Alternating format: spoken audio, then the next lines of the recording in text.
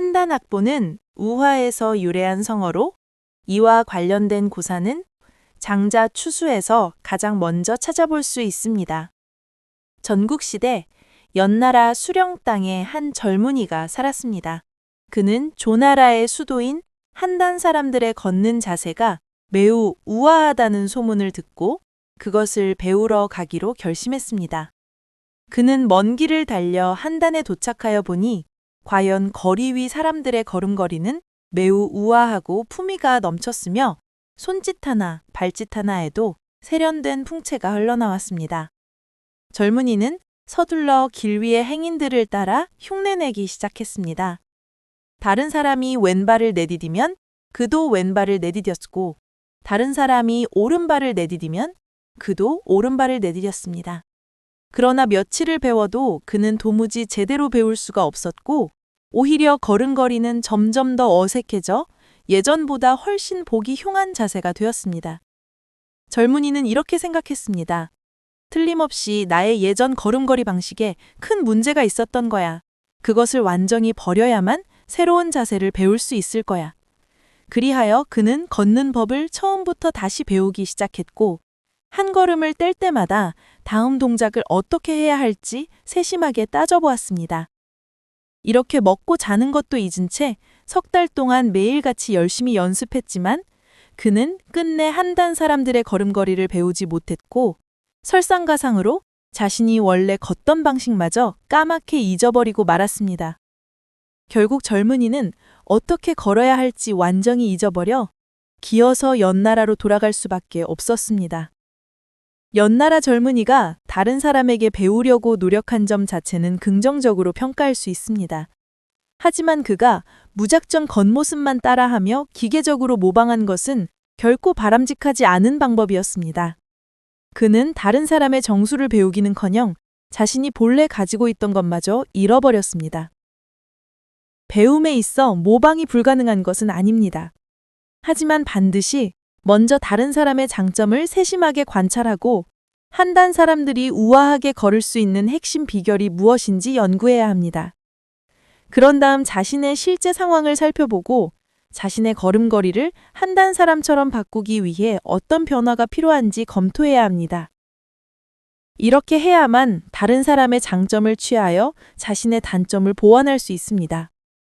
만약 연나라 젊은이처럼 맹목적으로 다른 사람만 숭배한다면 결국 기술은 배우지 못하고 현실과 동떨어지게 되며 자신의 장점마저 모두 잃어버리는 결과를 맞게 될 것입니다.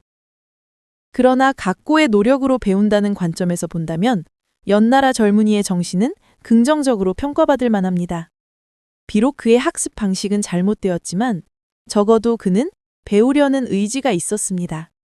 배우려 하지 않고 현실에 안주하는 많은 사람과 비교할 때 연나라 젊은이는 변화하려는 용기가 있었습니다. 만약 언젠가 그가 요령을 깨닫게 된다면 우아하게 걷게 될 날도 멀지 않을 것입니다. 한, 조나라 도읍 한. 이 글자는 단독으로 쓰이기보다는 주로 지명에 사용됩니다. 단, 조나라 도읍 단. 이 글자 역시 지명에 사용됩니다. 한단.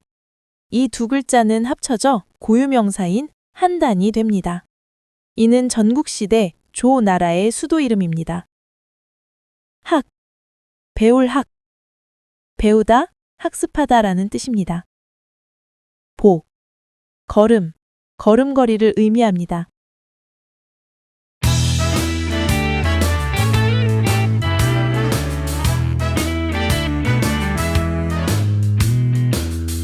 안녕하세요. 네, 반갑습니다.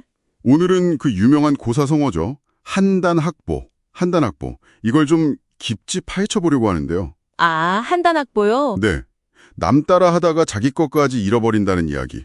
근데 이게 왜 아직도 회자될까 궁금하더라고요. 그렇죠. 이게 기원전 이야기인데도 여전히 시사하는 바가 크죠. 와, 이게 단순 교훈이 아니라 뭐 역사, 철학, 심지어 AI까지 연결되던데요. 맞습니다. 그게 장자 추수편에 나오는 이야기인데 사실은 단순 실패담이라기보다는 좀 더 깊은 우화로 봐야 해요. 우화요? 어떤 면에서요?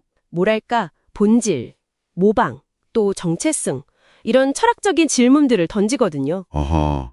그래서 오늘 저희가 고대 철학부터 현대 기술까지 넘나들면서 그 숨은 메시지를 찾아보는 거죠. 네, 그런 여정이 될 것 같습니다. 흥미로울 거예요. 좋습니다. 그럼 우선 이야기 자체부터 좀 짚어보죠. 그 연나라 청년 이야기요? 네, 수룽이라는 곳의 젊은이죠. 맞아요. 그 청년이 조나라 수도 한단에 가서 뭘 배우려고 했죠? 그 유명한 한단의 걸음걸이를 배우러 간 거죠. 멋지다고 소문난. 근데 결과는 제대로 배우지도 못하고 심지어 자기가 원래 어떻게 걸었는지조차 잊어버려서 결국 기어서 돌아왔다는 거잖아요. 네, 기어서. 이 지점에서 당신 자료에 나온 고행 이야기가 중요해지는 거군요. 자기 원래 걸음걸이? 정확합니다. 도가 철학 관점에서 보면 이게 핵심이에요. 도가 철학이요? 네, 자신의 타고난 본성, 즉 고행을 버리고 인위적이고 외적인 기준, 여기서 말하는 국능, 한단의 기술 같은 거죠. 그 한단 걸음걸이가 국능이군요. 그렇죠. 그걸 맹목적으로 추구하다가 파멸하는 과정을 보여주는 겁니다. 자연스러움을 잃는 것에 대한 경고예요. 근데 왜 하필 한단이었을까요? 그리고 정말 그냥 걸음걸이였을까요? 당신 자료에 좀 다른 해석이 있던데요. 네, 그 부분이 아주 흥미로운 지점인데요. 당시 한단은 그냥 도시가 아니었어요. 아, 그렇죠. 조나라 수도였고. 네, 수도이자 북방 지역에서 가장 번성한 문화 중심지였습니다. 특히 음악과 춤으로 아주 유명했죠. 음악과 춤. 그래서 그 청년이 배우려던 게 혹시? 네, 단순한 워킹이 아니라 첩사라는 춤이었을 가능성이 제기되는 거예요. 이게 뭐랄까, 발끝으로 추는 고난도 춤인데 발끝으로요? 와, 만약 그렇다면 이야기가 완전히 달라지는데요? 그냥 어리석은 흉내꾼이 아니라? 그렇죠. 어쩌면 야망은 컸지만 재능이나 여건이 따라주지 못했던 예술지망생의 이야기로 볼 수도 있는 거죠. 선진 문화의 최신 기술을 배우려다 좌절한 거네요. 맞습니다. 당시 연나라는 상대적으로 약소국이었고 조나라는 강대국이었으니까요. 문화적 동경 같은 거군요. 네, 그런 동경과 어쩌면 약간의 열등감 같은 게 뒤섞여서 강대국의 국능을 배우려 했던 거죠. 그러다 실패하고 결국 자기 뿔이 그 고행마저 잃어버렸다. 정체성의 위기네요. 바로 그겁니다.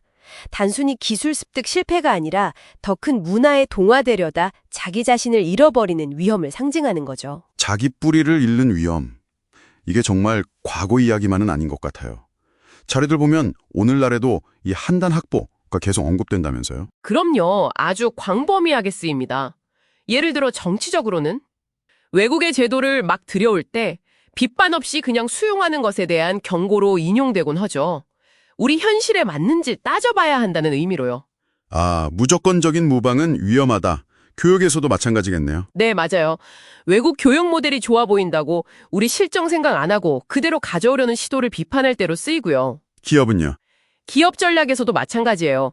시장 선도 기업이 하는 걸 혁신 없이 그냥 따라하기만 하는 것. 그걸 한단학부식 경영이라고 비판하기도 하죠. 와, 정말 여기저기서 다 쓰이네요. 배우는 건 좋은데 자기 걸음걸이를 잊으면 안 된다는 거군요. 그렇죠. 자기 기반 위에서 통합해야죠. 그런데 당신 자료에서 진짜 놀랐던 건요. 이게 인공지능 AI랑도 관련이 있다는 부분이었어요. 그건 정말 생각도 못했거든요. 네, 저도 그 연결고리가 아주 흥미로웠습니다. 현대 AI 연구 분야 중에 모방학습, 이미테이션 러닝이라는 게 있거든요. 모방학습이요. AI가 따라하는 거군요. 네, 전문가의 행동을 데이터로 학습해서 따라하는 건데 여기서 복합 오류라는 문제가 발생해요. 복합 오류요?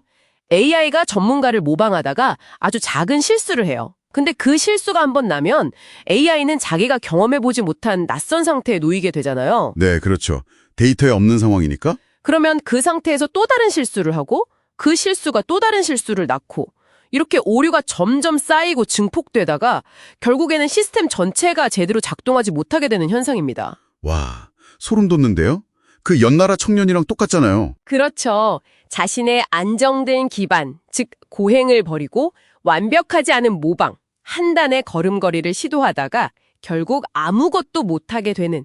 기어서 돌아오는 상황이 되는 거네요. 이야, 장자가 이걸 어떻게 알았을까요? 그러게 말입니다. 고대의 우화가 현대 최첨단 기술의 문제점을 정확히 짚어낸 거죠. 정말 신기하네요. 그럼 이 이야기는 지금 어떻게 기억되고 있나요? 한단에서는요? 재미있게도 오늘날 한단시에 가면 이 이야기가 도시의 중요한 문화 자산이 되어 있어요. 학보교라는 다리 이름도 여기서 따왔고 관련 조형물들도 많습니다. 아, 그 실패담의 현장이 이제는 상징이 된 거군요. 네, 그리고 시인 이백의 시에도 등장하고 현대에는 연극이나 아동도서 같은 다양한 형태로 계속 재해석되고 있어요. 모방의 대상이었던 도시가 역설적이게도 실패한 모방 이야기를 자기들 정체성의 일부로 받아들인 거네요. 참 의미심장합니다. 그렇죠. 아이러니하면서도 많은 생각을 하게 만들죠. 한단 학부, 오늘 쭉 파헤쳐보니 이게 그냥 따라하지 마라 라는 단순한 메시지가 아니라 자신의 본질, 그 고행을 지키면서 어떻게 새로운 것을 지혜롭게 받아들일 것인가 이 질문을 던지는 것 같아요. 정확히 보셨습니다. 핵심은 배움을 거부하는 게 아니라 자신만의 걸음걸이를 잃지 않는 균형 감각이죠. 균형 감각이요? 네. 그래서 오늘 이 깊은 탐구를 마무리하면서 당신께 한번 질문을 던져보고 싶습니다. 네, 어떤 질문이신가요? 당신의 삶에서 혹시 무심코 따라하려고 하는 한단의 걸음걸이는 없으신가요? 그리고 만약 있다면 그것이 당신의 진짜 걸음걸이와 어떻게 하면 건강하게 조화를 이룰 수 있을까요?